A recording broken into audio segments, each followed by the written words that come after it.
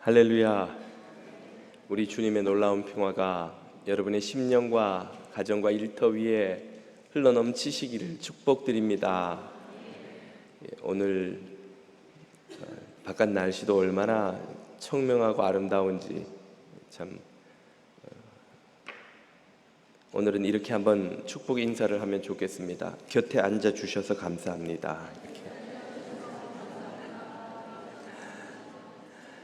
강단 모니터를 조금만 더 올려봐 주시고요. 예배당에 내 옆자리만 횡하면 얼마나 외롭고 쓸쓸하겠어요. 근데 곁에 앉아주니 얼마나 감사하고 고마운지. 이번에는 언제든지 곁에 앉을게요. 이렇게 한번 다시 한번 인사해 주시기 바랍니다.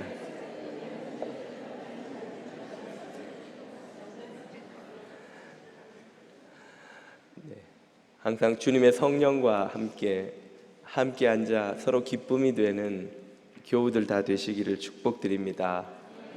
오늘 우리에게 주시는 하나님의 말씀은 로마서 7장 14절에서 15절입니다. 로마서 7장 14절에서 15절 말씀을 모두가 한 목소리로 읽겠습니다. 우리가 율법은 신령한 줄 알거니와 나는 육신에 속하여 죄 아래에 팔렸도다. 내가 행하는 것을 내가 알지 못하나니 곧 내가 원하는 것을 행하지 아니하고 도리어 미워하는 것을 행함이라. 아멘. 아내가 늘 제게 핀잔을 주기를, 당신은 왜 아이가 셋이나 있는데 사랑이만 그렇게 예뻐하느냐고 하는 겁니다. 아들, 딸, 아들, 평화, 사랑, 진리.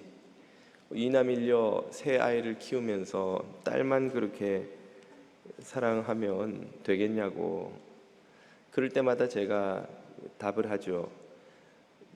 내가 사랑이를 예뻐하는 게 아니라 걔가 예쁜 짓을 하는 거야. 그걸 날들 어떡하라는 거야. 어이구, 당신이 딸 바보라 그런 거지. 딸 바보라, 딸만 혼자 이쁜 짓 하는 줄 알지 그렇게 편애하면 되겠냐고 핀잔을 줍니다.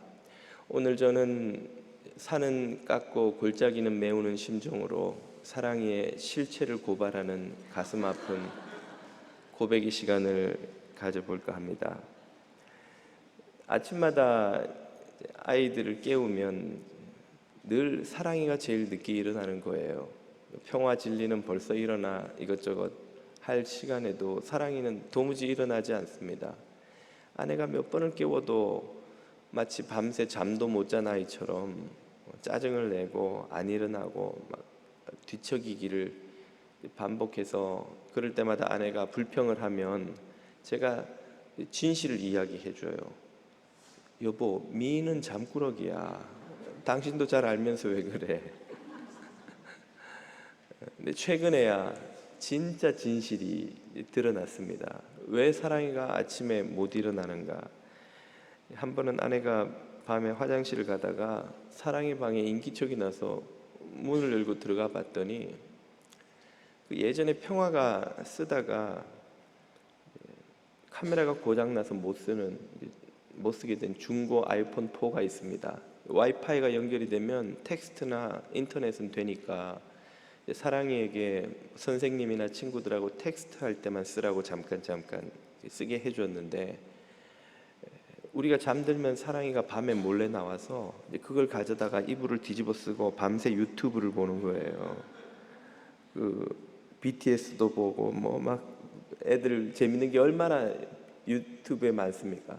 그걸 밤늦게까지 보고 있으니까 아침에 당연히 못 일어나죠. 그걸 아내한테 딱 걸린 겁니다. 그래서 아내한테 사랑이가 혼이 나고는 한 달 동안 게임 시간 다 몰수되고 다시는 안 그러겠다고 막 울면서 약속을 했죠. 그리고 얼마 있다가 최근에 다시 한번 아내에게 똑같은 일로 또 걸린 거예요. 몰래 또 밤에 가져가서 하다가 이번에는 아내가 절더러 야단을 좀 치려는 거예요.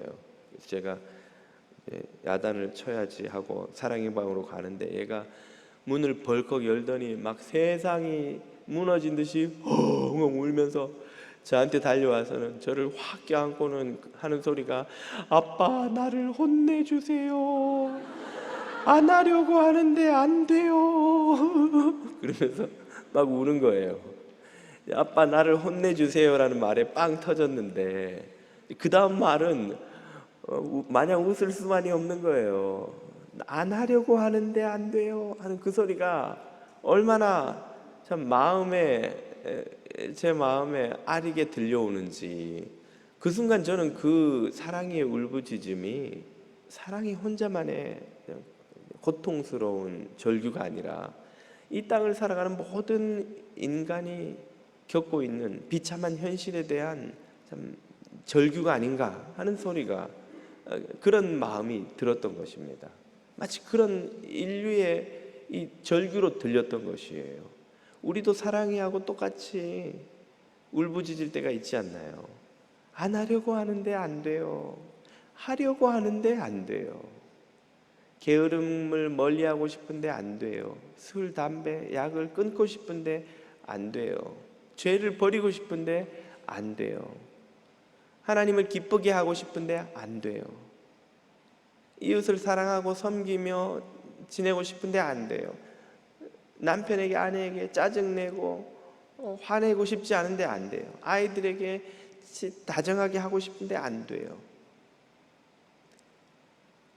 우리도 안 하고 싶은 걸 안 하고 하고 싶은 걸 하고 싶은데 그게 안 된다는 거예요. 얼마나 이게 어려운 일이면 참 절제와 헌신의 아이콘이라 해도 지나치지 않을 사도 바울조차 오늘 본문에서 이렇게 절규하고 있는 것일까요? 오늘 본문 14절에서 그는 뭐라고 말합니까? 우리가 율법은 신령한 줄 알거니와, 율법을 통해서 무엇이 옳은지 배웠다는 거예요. 그러나 나는 육신의 정욕에 사로잡혀서 죄 아래 팔렸도다. 여기서 팔렸다는 말은 실제 당시 노예 시장에서 일어나는 상황을 비유로 설명하는 거예요. 죄의 노예로 팔렸다 이 말이에요. 죄의 노예로 팔렸다. 나는 지금 노예 상태에 있다 그 말이죠. 노예 상태가 어떤 것인지를 이어지는 15절이 이렇게 설명합니다. 내가 행하는 것을, 내가 왜 이렇게 사는지 나도 잘 모르겠지만 내가 알지 못하나니 곧 내가 원하는 의로운 일은 행하지 아니하고 도리어 원하지 않는 미워하는 불의한 일을 행함이니라. 원하는 것을 행하지 못하고 원하지 않는 것을 행할 수밖에 없는 이 상태야말로 노예 상태라는 말이죠. 오늘 현대 서구인들이 가장 중요하게 생각하는 가치가 있다면 무엇일까요? 바로 자유가 아닙니까? 자유. 미국 헌법에는 모든 미국인은 생명과 행복과 더불어서 자유를 추구할 권리가 있다, 그렇게 선언하고 있습니다. 현대인은 자유를 무엇보다 중요하게 생각하고 자유를 빼앗기는 일에는 정말 질색을 하고 저항을 하죠. 그러나 정작 그렇게 자유를 소중하게 생각하는 이들이 영적으로는 자유가 없는 노예 상태를 살아가고 있다는 것입니다. 예전에 한국에서 섬기던 청년부의 한 형제가 절더러 목사님 좀 상담을 하고 싶습니다. 만나서 대화를 하는데 예배를 이 형제는 한 달에 한 번꼴로 드려요. 왜 신앙생활을 왜 열심히 안 하고 뭐 때문에 어려움냐 그렇게 물어봤더니 토요일 밤만 되면 친구들한테서 전화가 온다는 거예요. 그러면 그 친구들을 만나러 나가서 같이 클럽을 가면 1차로 술을 마시고 부킹한 여자애들하고 같이 2차를 갔다 3차를 갔다 밤을 그렇게 보내고 나면 주일 아침에 피곤해서 예배 갈 힘도 없고 마음도 도저히 예배를 드리러 갈 수가 없다는 거예요. 여러분, 우리가 죄를 지으면 제일 먼저 드는 생각이 뭡니까? 예배 드리기 싫은 거예요. 예배 드리러 갈 수가 없는 거예요. 도저히 예배를 드리러 갈 수가 없다는 거예요. 그러는 자기가 싫은데도 이러지 말아야지, 이러지 말아야지 했다가도 토요일 날 친구들이 전화가 때르르 울리는 순간 자동으로 몸이 나간다는 거예요. 그리고 또 그런 하루를 보내고 그러면 그 주는 예배 또 건너뛰는 거죠. 그러니까 친구들이 너무 몇 주 그러고 나면 피곤해서 이번 주는 좀 쉬자 그러면 그 주는 이제 예배를 드릴 수 있는 거예요. 대신에 예배 드리면서 마음이 너무 힘든 거죠. 주님, 이렇게 살면 안 되는데 왜 이렇게, 그러면서 또 그 다음 주에 애들이 좀 컨디션이 좋아져서 이제 다시 전화 오면 그땐 또 몸이 나간다는 거예요. 이 형제의 고민이 뭡니까? 안 하려고 하는데 안 된다는 거예요. 그런 생활 청산하고 싶은데 안 된다는 거예요. 주님을 섬기며 살고 싶은데 안 된다는 거예요.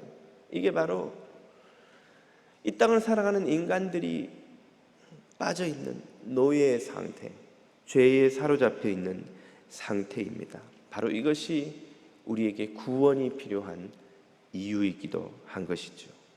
이 죄에 노예된 상태에서 해방되어서 원하는 의를 행하며 하나님을 기쁘시게 하며 이웃과 사랑으로 섬기며 사는 삶을 살고, 죄와 악과 교만과 허영과 정욕을 쫓아가지 않는 불의를 떨쳐버리는 삶을 사는 것, 이것이야말로 진정한 자유요, 진정한 해방이요, 구원이라고 할 수 있는 것입니다.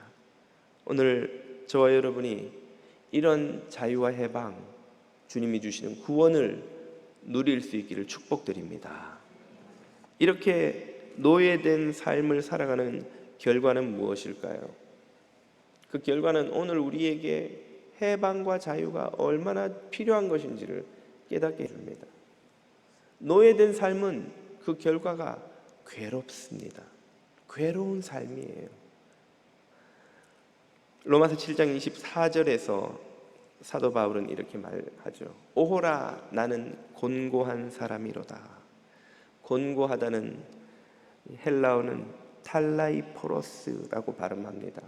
이 단어의 원래 뜻은 비참하다, 불행하다, 고통스럽다, 이런 뜻이에요. 여러분, 잘 살려고 하는데, 애를 쓰는데, 그러지 않으려고 하는데 삶이 너무너무 괴롭다면 그 이유가 무엇일까요? 바로 우리가 노예이기 때문입니다. 노예의 삶이 어떻게 행복해질 수 있겠어요? 노예의 삶에 어떻게 복지가 있고 어떻게 편안함이 있고 어떻게 안식이 있겠냐는 거예요. 노예는 그 주인에 의해서 죽을 때까지 그 노동력이 다해서 더 이상 일을 못해서 몸이 망가진 기계처럼 쓸모없어질 때까지 주인이 부리려고 돈 주고 사는 게 노예예요. 그리고 그 돈을, 본전을 뽑으려면 그 노예를 그렇게 부려야 되는 거예요. 그런 노예에게 무슨 평안한 삶, 복된 삶이 있을 수 있겠습니까? 우리의 인생의 삶이 괴로운 것은 바로 우리가 노예이기 때문입니다. 불교는 인생을 뭐라고 말합니까? 인생은 고해다, 고통의 바다다, 그렇게 말하죠. 부처가 인생을 이렇게 보니까 사람 사는 것이 다 생로병사, 태어나면 늙고 병들고 결국은 죽는 것, 그게 다더라는 거예요. 잠깐 찰나 같은 행복, 즐거움, 쾌락이 순식간에 지나가고 나면 나머지 대부분의 인생은 뭘로 채워지는가? 고통으로 채워진다. 그래서 인생은 고통의 바다, 고해다. 바다에 빠져서 바닷물을 먹고 마시며 바닷속에서 허우적거리지 않을 수 없는 것처럼 이 땅에 태어난 이상 그런 괴로움과 고통, 갈등, 번민, 고민 없이 살 수가 없더라는 거예요. 뉴욕타임즈 최장기 베스트셀러 기록을 아직도 가지고 있는 스카펙의 아직도 가야 할 길이라는 이 책의 첫 문장이 무엇인고 하니 Life is difficult. 삶은 참 매우 힘들다. 미국에서 제일 유명한 정신과 의사 중에 한 사람인 이 스카펙에게 정신 상담을 받으려면 돈이 얼마나 비싼지 몰라요. 그 비싼 돈을 내고 찾아오는 사람들이 사회적으로 성공한 사람, 배운 사람, 부자, 남들이 다 부러워하는 위치에 있는 이들인데도 그들조차도 만나서 이야기를 해보니까 한꺼풀만 벗겨보니 그 속에는 괴로움과 걱정과 우울과 자살 충동과 절망과 낙심과 배신과 쓰라린 상처들이 그득그득 하더라는 거예요. 그렇게 남들이 부러워할 만한 저 사람은 도대체 무슨 걱정이 있을까 하는 사람도 그 비싼 돈을 내고 와서 자기를 찾아와서는 얼마나 살기가 괴로운지를 털어놓고 얼마나 삶이 절망스러운지를 괴로워하며 털어놓고 가더라는 거예요. 아무도 괴로움 없이 사는 인생이 없더라는 것이 스카펙이 깨달은 바입니다. 오늘 우리도 이렇게 괴로운 삶을 사는 이들은 혹시 없는지요? 살고 싶은 대로 살지 못하고 살고 싶지 않은 모습으로 살아가는 노예된 상태로 우리가 살아가고 있지는 않는지요? 우리는 더 일하고 더 돈 벌고 더 수고하고 더 성취하면은 삶의 문제가 해결될 줄 알고 밤잠도 자지 않고 부지런히 일하고 노력하지만, 그래서 문제를 하나하나 해결해 가 보지만 문제를 해결했다고 생각하는 순간 새로운 문제가 등장해요. 고개를 하나 넘었다고 생각하는 순간 또 고개가 나옵니다. 제가 한국에서 군 생활할 때 강원도, 또 군대 이야기 시작했으면 오늘 설교는 끝나기가 어렵겠는데 60km 야간 행군을 하면 강원도 산골이 그래요. 고개를 하나 넘으면 또 나오고 도대체 고개는 언제 끝나는 거야? 강원도에서는 고개가 없는 곳이 없어요. 그처럼 우리의 인생에 고개 없는 인생이 없는 거예요. 하나 넘으면 또 하나 넘어가. 문제를 해결했다 싶으면 그 솔루션이 또 새로운 문제를 낳습니다. 개인의 삶도 그래요. 공동체도 그래요. 우리 인류의 역사도 보십시오. 산업혁명이 시작될 무렵 이 비약적인 생산량의 증가, 생산성의 증가로 이제 모든 인류가 굶주리지 않고 풍요로운 삶을 살 수 있게 될 줄 알았는데 막상 그런 성장을 경험하고 보니 전혀 예기치도 않았던 자원 고갈, 환경 파괴, 극심한 빈부격차와 같은 새로운 문제들이 터져 나오는 거예요. 아직도 그런 문제들을 우리는 해결하지 못하고 있습니다. 핵발전이 처음 나왔을 때 이제 인류의 에너지 문제는 다 해결됐다고 사람들이 장밋빛 미래를 쏟아냈어요.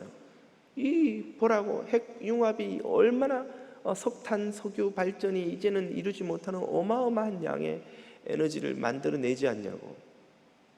무시무시한 방사능의 공포를 안고 핵발전이 가져다준 이익보다 더 큰 처리 비용을, 천문학적인 비용을 이제 남은 세대가 떠안고 지구를 몇 번이고 멸망시키고도 남을 만한 폭탄을 이미 만들어 놓고 발밑에 깔고 끌어안고 언제 터질지 모르는 삶을 살아가야 한다는 이 시나리오는 생각지도 못했던 거예요. 우리가 문제를 해결한다고 생각하는 순간 또 새로운 문제가 터져 나오고 사는 동안 인류 역사가 계속되는 한 염려와 근심과 걱정과 고통과 괴로움이 끝나질 않는 겁니다. 이 삶의 괴로움이야말로 우리가 노예로 살아가고 있다는 증거요, 우리에게 구원이 필요한 이유이기도 한 것이죠. 노예로 살아가는 삶의 또 하나의 결과는 바로 영원한 멸망입니다. 로마서 7장 24절 후반부는 이렇게 말하죠. 오호라 나는 곤고한 사람이로다. 이 사망의 몸에서 누가 나를 건져내랴. 내 삶이, 내 몸이 사망의 몸, 사망의 운명에 사로잡혀 있다는 것이죠. 노예로 살면 그 마지막이 무엇입니까? 노예는 한 번 노예는 죽을 때까지 노예. 해병대만 영원히 해병대인 게 아니라 노예도 죽을 때까지 노예. 자식도 노예. 노예의 자식도 노예. 영원히 노예에서 벗어나지 못하죠. 죄의 노예로 살아가는 우리들에게 닥치는 궁극적인 운명은 영원한 심판입니다. 여기서 말하는 사망은 육체의 사망을 넘어선 영적인 죽음을 말하는 거예요. 그것은 하나님과의 완전한 분리와 완전한 결별인 것이죠. 위대한 이혼, The Great Divorce라는 C.S. 루이스의 책을 언젠가 소개해드린 기억이 납니다만 다시 한번 여러분에게 추천드리고 싶어요. 두껍지도 않고 아주 짧으면서도 깊은 통찰을 담고 있는 소설입니다. 그 책의 결론은 하나님의 나라, 천국과 지옥이 영원히 결별할 수밖에 없는 이유와 과정을 보여주는 것이죠. 우리가 사랑하는 사람과 헤어짐은 고통스럽지만 잠시의 헤어짐이라는 데서 큰 위로를 얻습니다. 그러나 영원한 결별이란 다시는 만나지 못하는 완전한 이별을 말하는 것이죠. 누구와? 하나님과 말이에요. 하나님과. 죄는 하나님과 우리 사이에 그랜 캐년보다 더 깊고 험하고 넓은 협곡을 만들어 놓습니다. LA에 제가 잠시 살아서 손님이 올 때마다 모시고 가는 데가 그랜 캐년이에요. LA에 왔는데 그랜 캐년을 안 모시고 갈 수가 없어요. 갈 때마다 손님들이 제일 먼저 하는 첫 번째 하는 말이 헉 몇 번 엇꺽거리고 나서 세상에 이런 크다 했지만 이렇게 큰 협곡이 있을 수가, 태어나 상상도 못 해본 거대한 협곡이 거기 있어요. 얼마나 크면 인공위성에서도 다 보인다는 협곡이 거기 있습니다. 마이클 조던은 물론이고 어떤 튼튼한 허벅지를 가진 사람도 그 협곡을 뛰어넘을 수가 없어요. 불가능한 일이에요. 상상할 수 없는 일이에요. 죄는 하나님과 우리 사이에 그보다 더 깊고 험하고 넓어서 도저히 건너갈 수 없는 협곡을 만들어냅니다. 죄는 마치 시냇가에 심은 나무를 뽑아서 던져놓듯이 우리를 하나님에게서 뿌리 뽑아 거친 죄악이 가득한 들판에 던져놓죠. 나무를 뿌리 뽑으면 즉시 이파리가 누렇게 죽나요? 그렇지 않죠. 뿌리 뽑아도 나무의 크기에 따라서 며칠, 몇 주, 심지어는 몇 달까지도 그 이파리가 퍼렇게 살아 있습니다. 왜냐하면 나무 안에 있는 수분과 양분이 남아 있으니까. 그게 바닥날 때까지는 이파리가 푸르르게 보이는 거예요. 그러나 더 이상 수분과 양분을 그 땅으로부터 공급받지 못하기 때문에 지금 아무리 푸르게 보인들 상관없이 그 나무의 운명은 죽어가고 있는 것이고 결국은 죽는 거예요. 바로 그것이 죄로 인해 하나님으로부터 뿌리 뽑힌 우리 인생의 운명입니다. 그게 사망의 몸이라고 묘사되는 죽음의 상태예요. 우리는 하나님께로부터 분리됐습니다. 새벽마다 제가 쓰는 전기 면도기는 한 일주일에 한 번씩 충전 차지를 해줘야 돼요. 일주일이 지났는데 깜빡 잊고 안 하면 이게 한 며칠 후에는 빨간불이 이렇게 깜빡깜빡 들어옵니다. 배터리가 다 돼간다는 거예요. 그걸 무시하고 한 이틀 더 쓰면 어느 날은 소리가 약해지다가 뚝 멈춰버려요. 안 움직여요. 더 이상. 왜입니까? 배터리가 바닥났으니까. 더 이상 그 안에 에너지가 없으니까요. 하나님으로부터 분리된 인생이 바로 그러합니다.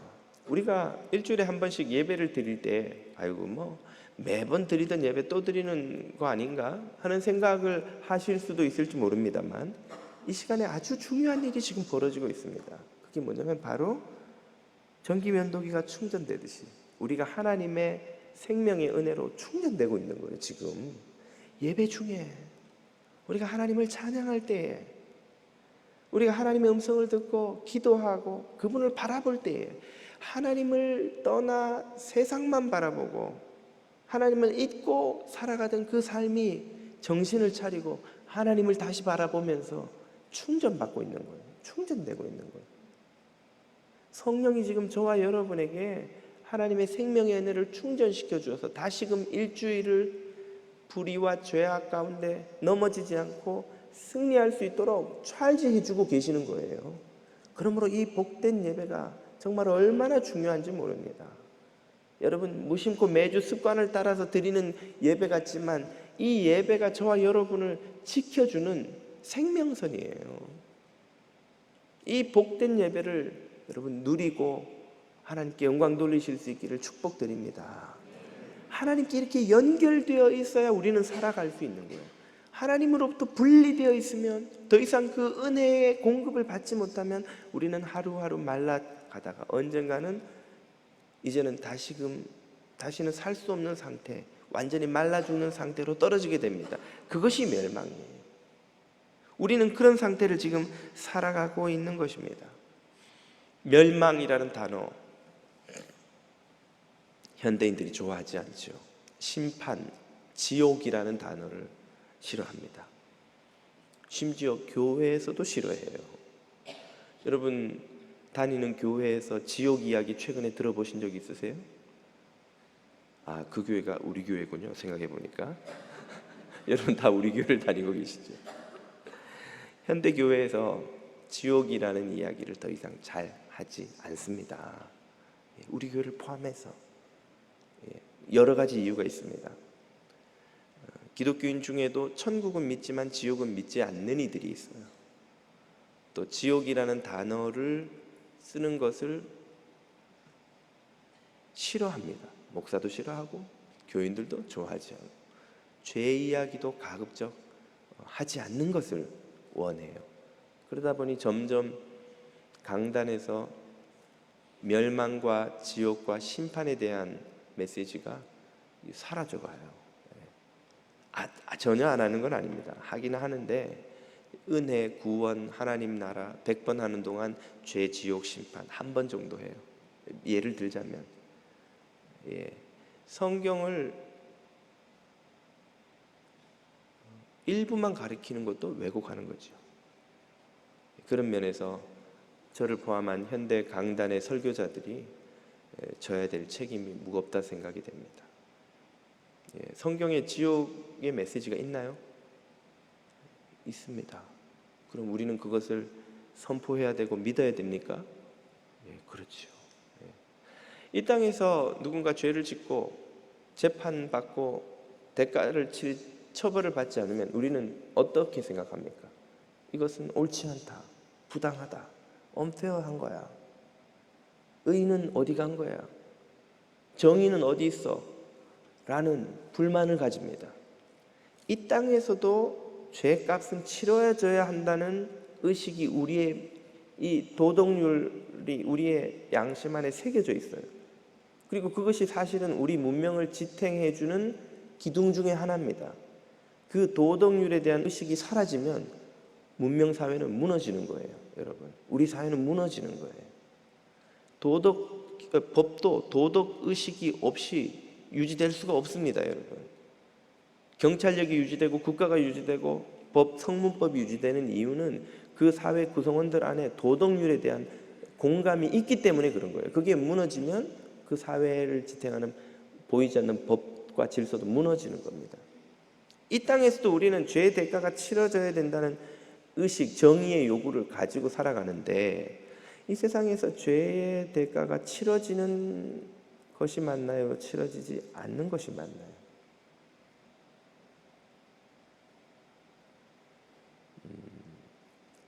이렇게 질문을 바꿔보면 좋겠군요. 여러분이 저지르는 모든 잘못에 대한 대가를 공적으로 다 지불하고 계십니까? 문제가 더 어려워지나? 아무튼 현실적으로 우리는 죄값을 다 치르지 않고 살아가요.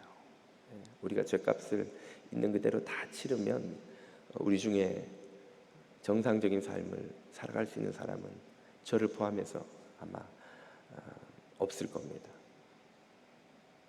그 죄값은 그냥 없었던 걸로 퉁치고 지나가는 걸까요? 하나님 앞에서 다 계산하게 될 것입니다. 세상의 재판관은 실수도 하고 오판도 하고 세상의 경찰력은 죄인을 다 잡아내지 못하고 세상의 감옥은 모든 죄인을 다 처벌하지 못하지만 공의로우신 하나님은 죄를 그냥 지나치는 법이 없는 분입니다. 결국 죄의 노예로 살아가는 우리의 삶은 하나님 앞에서 모든 죄의 대가를 치러야 될 때가 온다는 말이에요. 그 상태가 바로 멸망입니다. 심판이에요. 그리고 지옥입니다. 그렇게 하나님으로부터 완전히 분리되어 살아가는 삶을 성경은 지옥이라고 묘사하고 있죠. 바로 이것이 오늘 우리에게 구원이 필요한 또 하나의 이유입니다.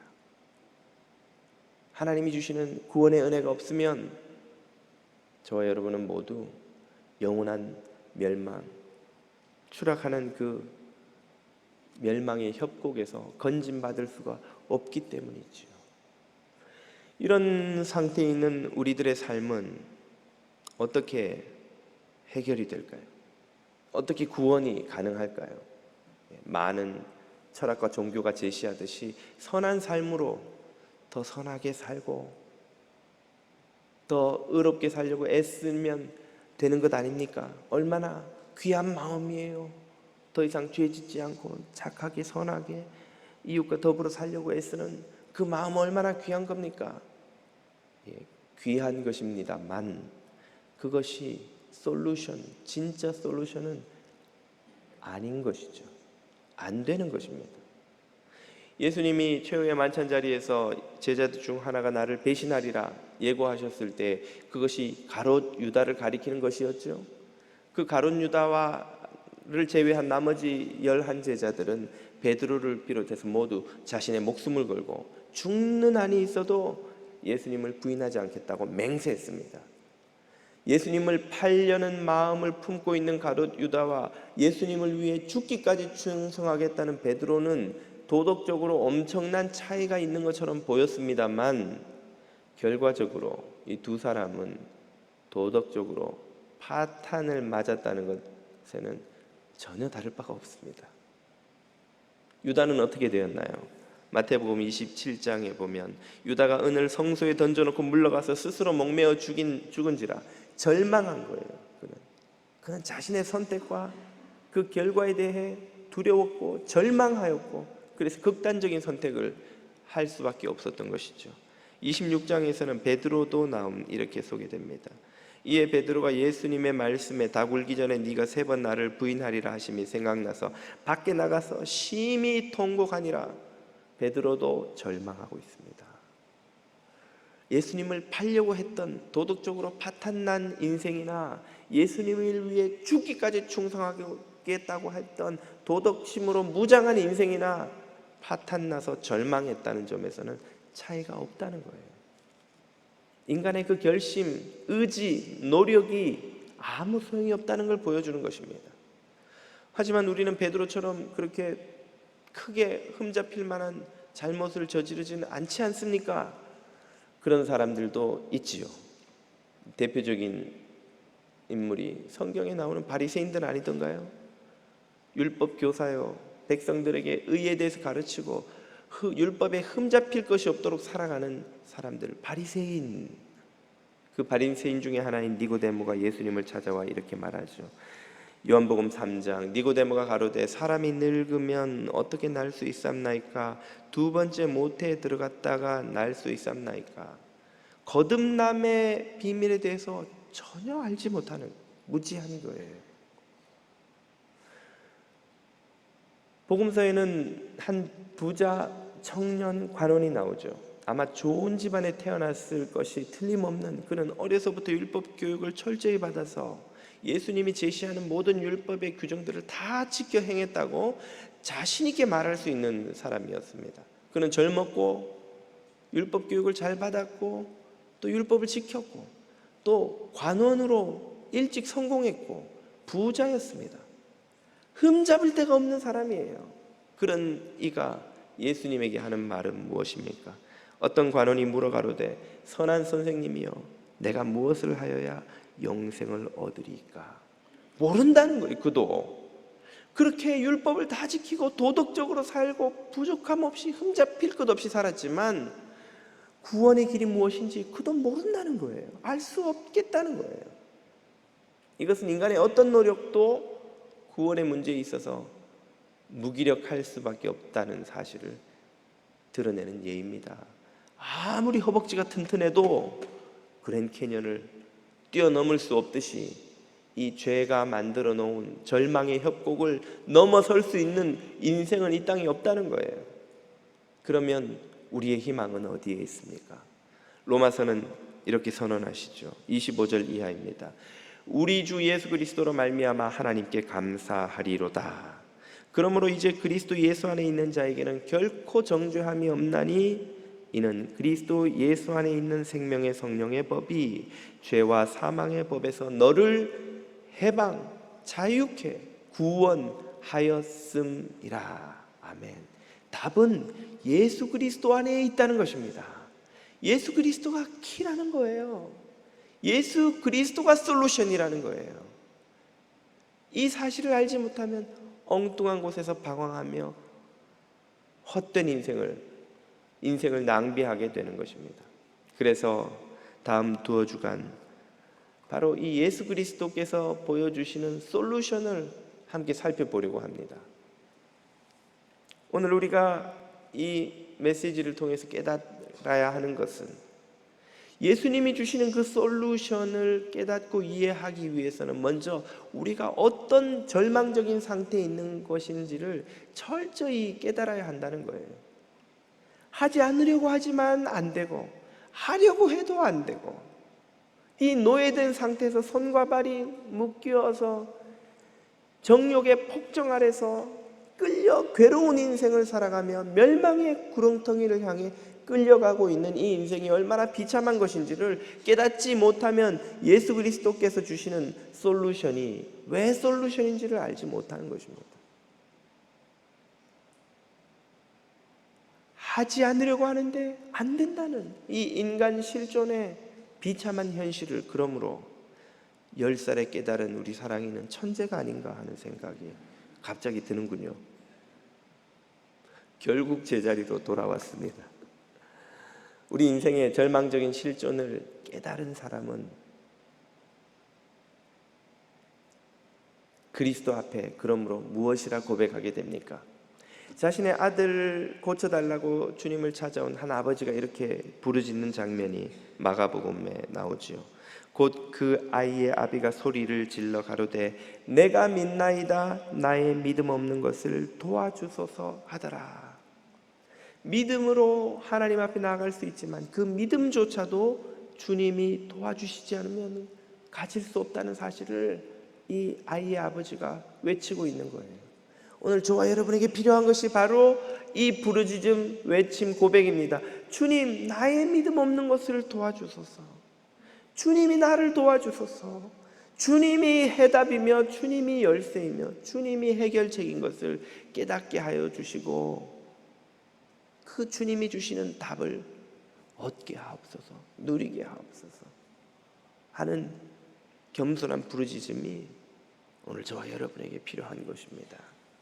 주님께 소리질러 도움을 구하는 저와 여러분에게 주님이 주시는 자유와 해방, 구원의 은총이 함께 하시기를 우리 주님 이름으로 축복드립니다. 기도드리겠습니다.